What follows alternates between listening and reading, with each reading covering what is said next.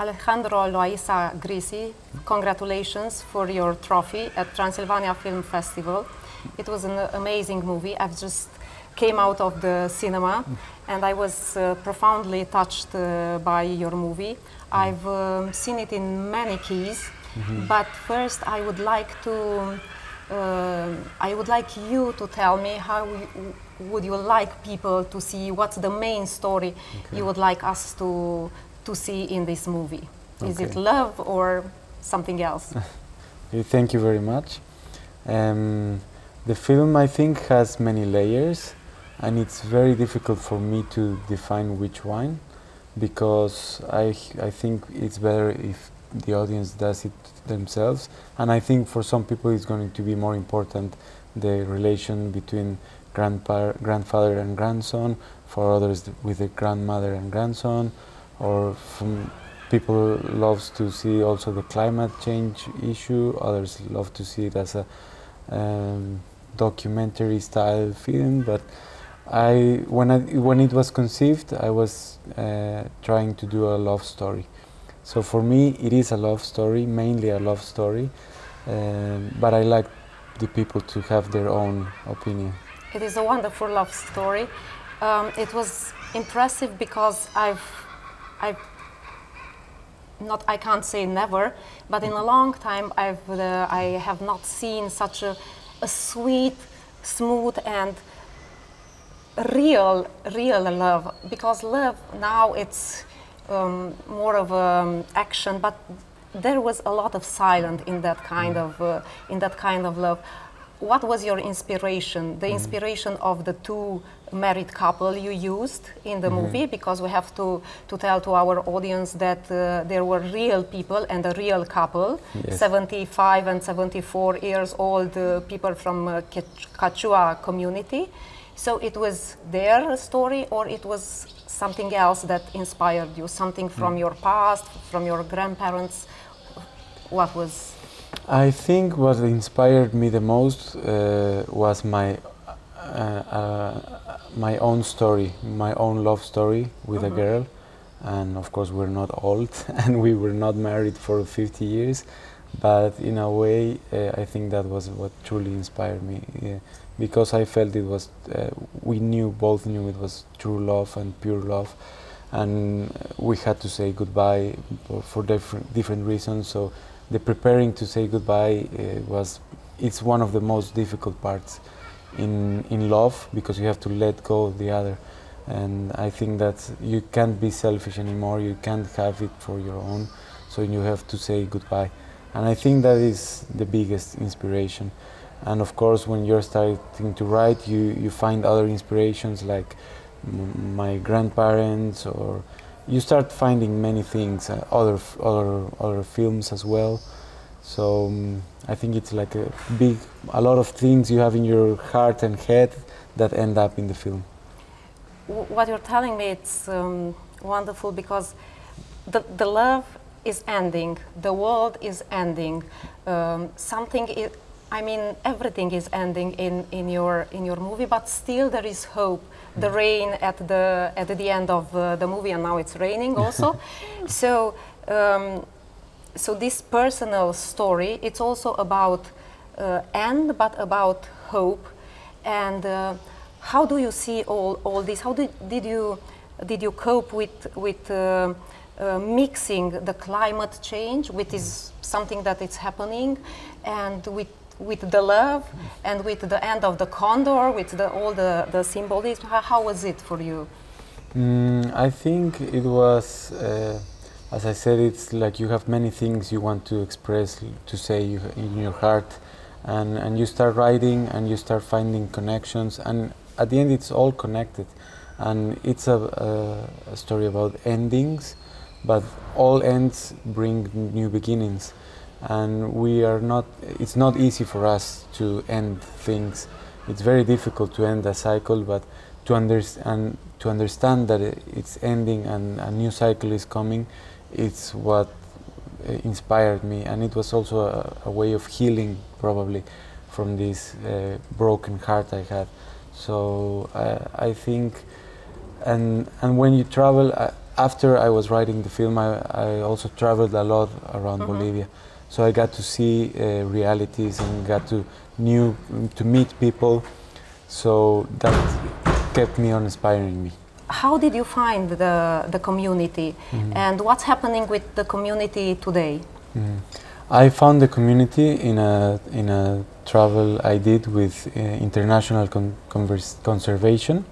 I was doing a documentary with them, and we went to this place for another thing. It was a documentary related with Vicuña, and I knew the people.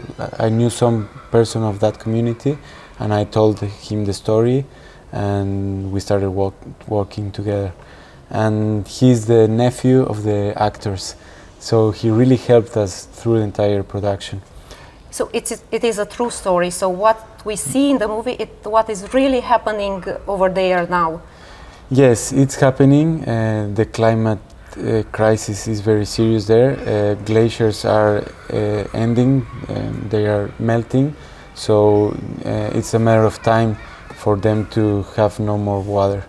And they are all migrating. They are going to different cities, not only in Bolivia but also in Chile, because it's very close to the border with Chile. And the ones that are staying there are the elderly. And the couple you used in your movie, are they still living there? Yes, they live in a small community from about 50 persons called Santiago de Chubica. Santiago de Chubica. Yeah. How was for you and for them as well to tell this story? Because I think that how did you work with them, and how did they react when they saw the movie?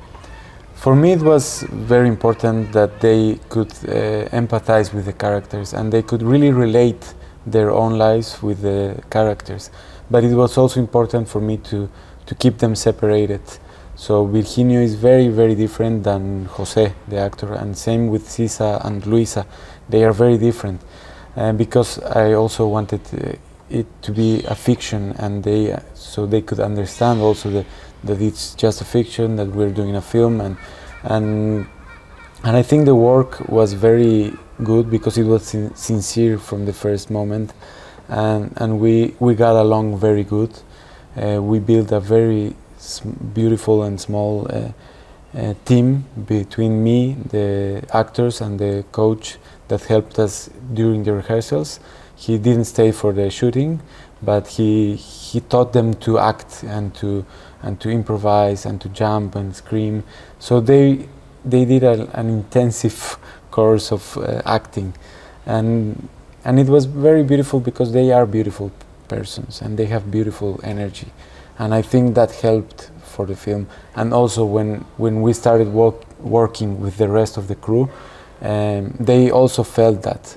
So we were all in love with them, but we were really having a good time also, and they were having a good time. But when they saw the movie, because I think they did, yes, and they because doing a movie and then seeing the movie, it's a bit different, and you just understand the whole story of it. How did they react to this, to the death of their own life or the life they know? And it was a very special moment, and it was recently in Guadalajara Film Festival. They invited the actors, and for her it was the first time on a movie theater in her life.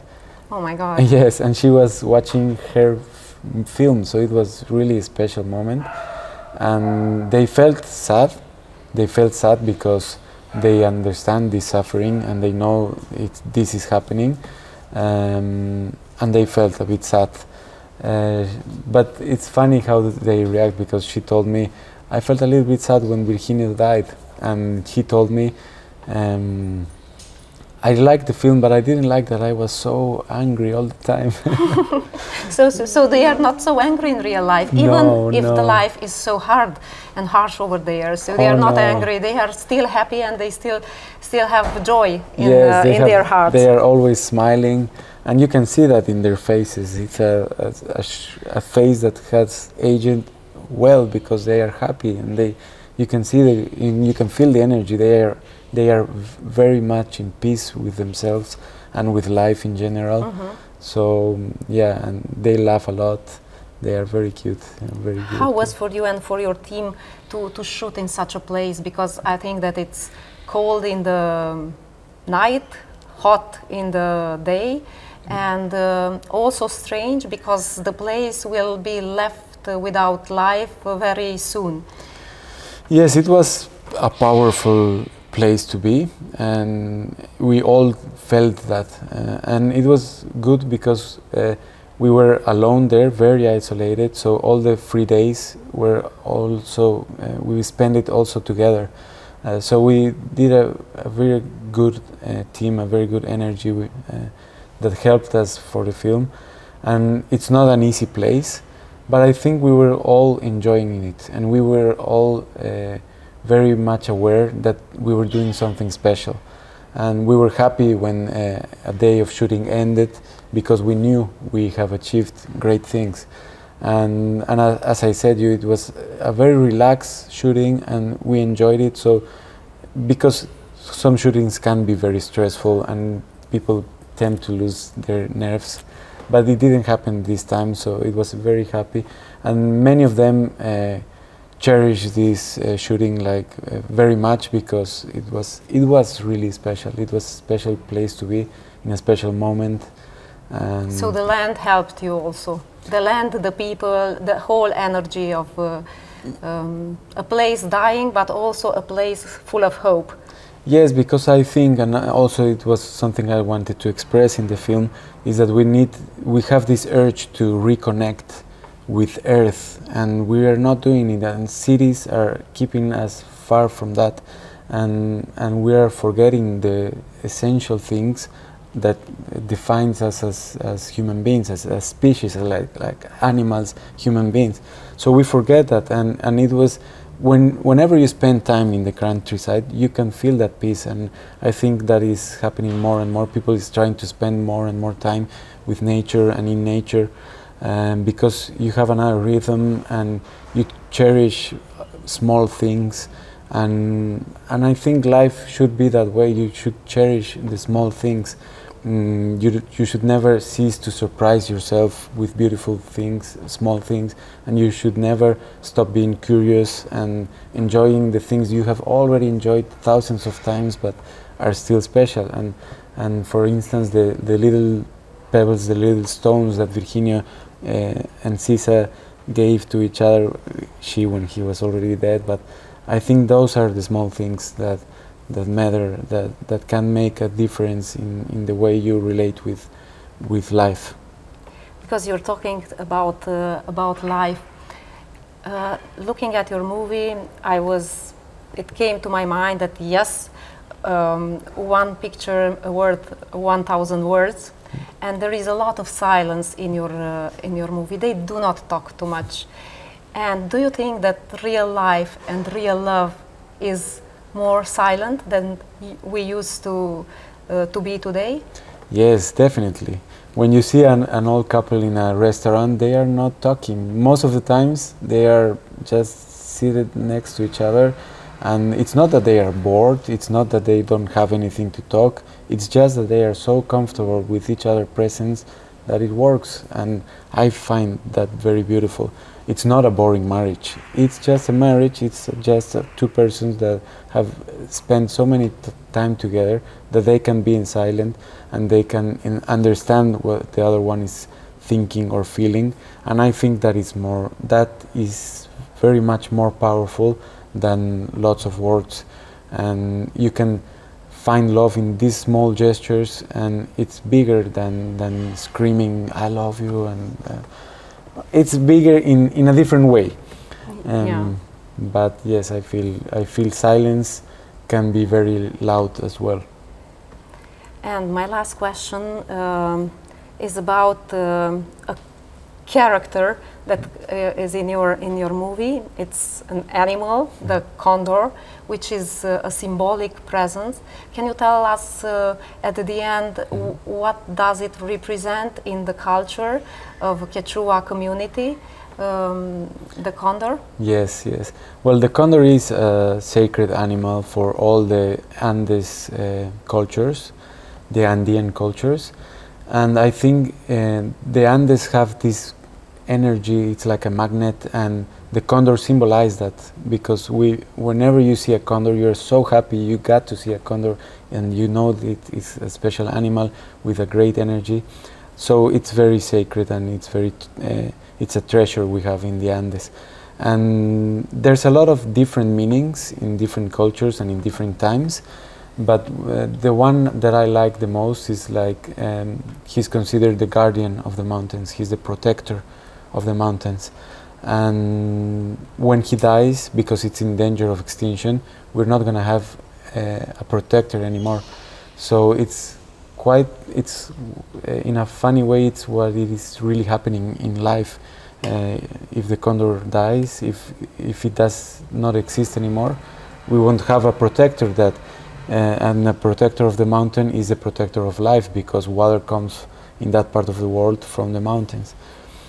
And I think that is very beautiful. Another beautiful meaning of the condor is that when a condor dies, it means that a new cycle of life is beginning. And that's why Virginio's grandson is expecting a baby.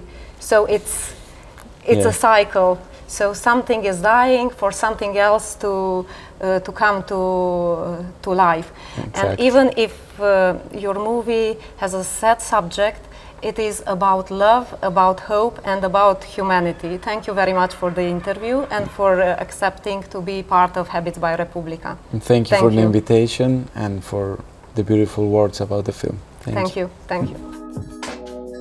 Vă mulțumim că ne-ați urmărit, sperăm că v-a fost de folos și vă invităm în comunitatea noastră a Societății Omului Sănătos.